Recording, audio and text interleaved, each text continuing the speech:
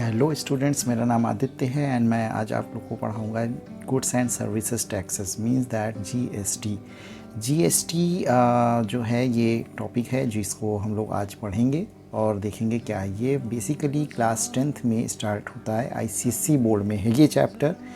और इस चैप्टर में हम लोग आज देखेंगे कि कितनी तरह का होता है GST, how many types of GST is there, और इसको कैसे निकालते हैं, इनपुट आउटपुट जीएसटी क्या है, और इसको इजी तरीके से हम लोग किस तरीके से समझ सकते हैं। तो चलिए स्टार्ट करते हैं। देखिए स्टूडेंट्स, हम लोग जानते हैं कि कई तरह के टैक्सेस होते हैं। जब भी कोई चीज़ को ख़रीदा जाता है, बेचा जाता है, तो वहाँ पर टैक्स लगता है। बट यहाँ पर टैक्सेस का मतलब जीएसटी मतलब गुड्स एंड सर्विस टैक्सेस। तो कोई भी सामान यानी गुड्स हो या उस पर सर्विसेज दी जाए तो वहाँ पर टैक्स लगता है। तो टैक्स कई तरह के होते हैं, आप लोग जानते हैं। तो जीएसटी क्यों इंट्रोड्यूस किया गया? जीएसटी इसलिए इंट्रोड्यूस कराया गया क्योंकि पूरे देश में सिर्फ एक तरह का टैक्स हो जिसको बोला जाए गुड्स एंड सर्विसेज टैक्स।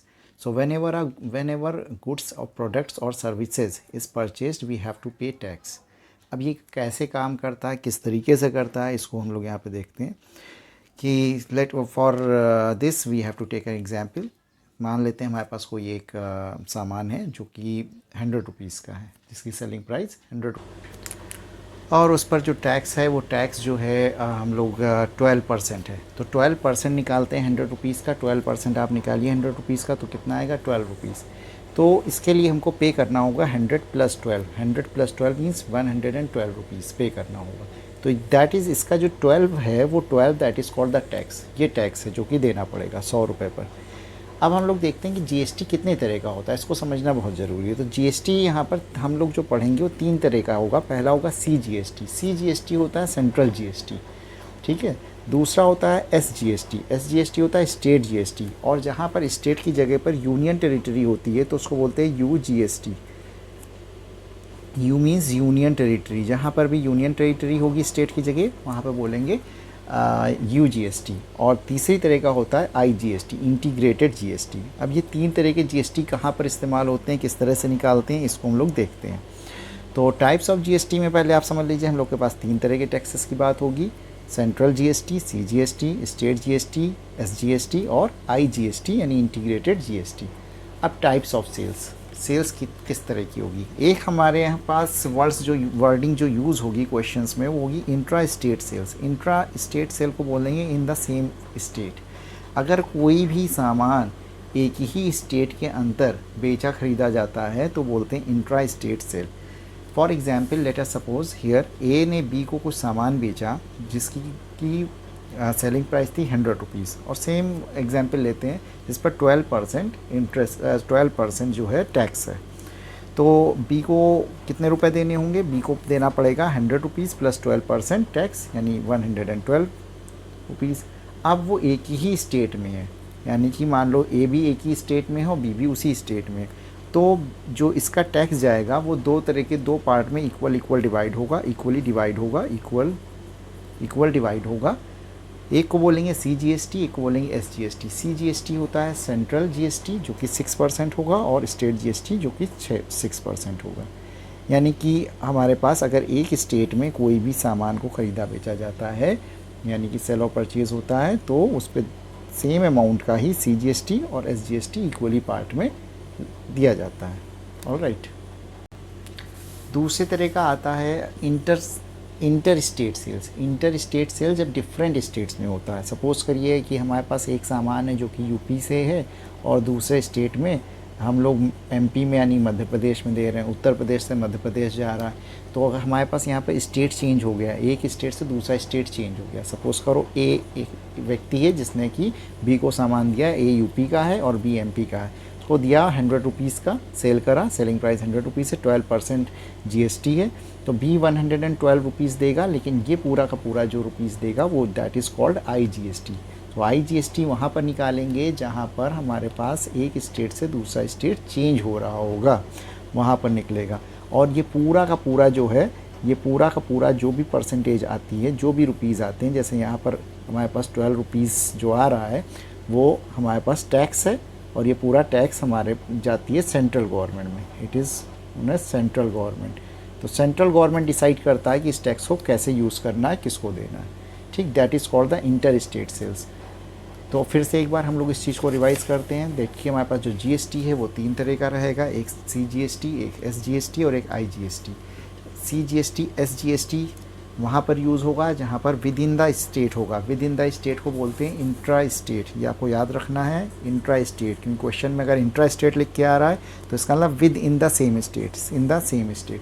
तो सेम स्टेट में होगा तो वहाँ पर लगेगा सीजीएसटी और एसजीएसटी, वहाँ पर सीजीएसटी और एसजीएसटी का यूज़ होगा। जहाँ पर इंटर स्टेट हो जाएगा यानी कि स्टेट चेंज हो जाएगा, जब स्टेट चेंज होता है तो वहाँ पर आईजीएसटी का इस्तेमाल होता है। तो ये अब हम आपको बताते हैं कि एक बहुत ही इम्पॉर्टेंट कॉन्सेप्ट, वो कॉन्सेप्ट है इनपुट और output GST. Input output GST बड़ा ही इम्पॉर्टेंट कॉन्सेप्ट है क्योंकि क्वेश्चंस में कई बार यूज़ होता है और कहीं कहीं पर काफ़ी पार्ट्स में क्वेश्चन बोर्ड में पूछा जाता है जहाँ पर हम लोग को इसको निकालना पड़ता है।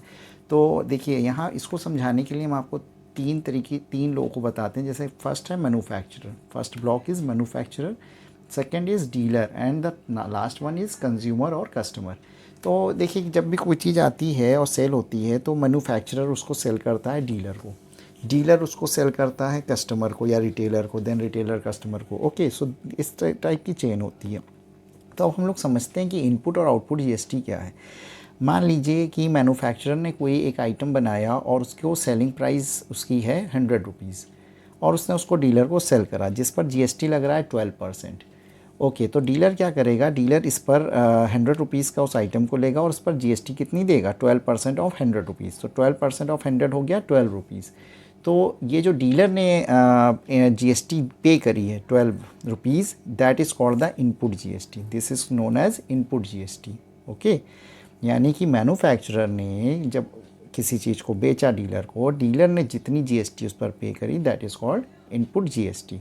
अच्छा, अब डीलर जितने को ये कितने का पड़ा आइटम, ये पड़ा 100 प्लस 12 रुपीज़ यानी कि 112। 112 इसकी कॉस्ट प्राइस हो गई 112 डीलर के लिए। ओके, अब डीलर उसको जाहिर सी बात है दाम बढ़ा के कुछ प्रॉफिट लेगा और उसके दाम को हाइक करके उसको रेज़ करके बेचेगा।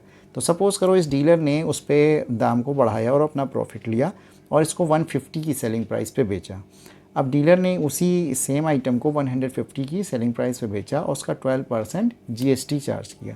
तो 150 का 12% जीएसटी कितना हो गया, निकाल लीजिए, 150 इंटू 12/100।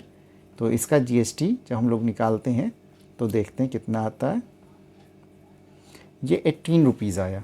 तो कस्टमर कितना पे करेगा डीलर को, 150 plus rupees 18 of GST. Okay, so ये जो 18 रुपीज़ है, ये 18 रुपीज़ जो आया है this is known as output GST.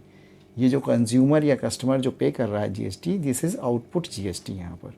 ठीक, तो ये कॉन्सेप्ट समझ आ गया। फिर से देख लेते हैं, मैन्युफैक्चरर ने जब सामान डीलर को बेचा तो डीलर ने कुछ जीएसटी पे करा, वो इनपुट जीएसटी कहलाया। फिर डीलर ने उस पर कुछ प्रॉफिट लेते हुए जितने का सामान बेचा उस पर जीएसटी कस्टमर से लिया, वो आउटपुट जीएसटी कहलाया।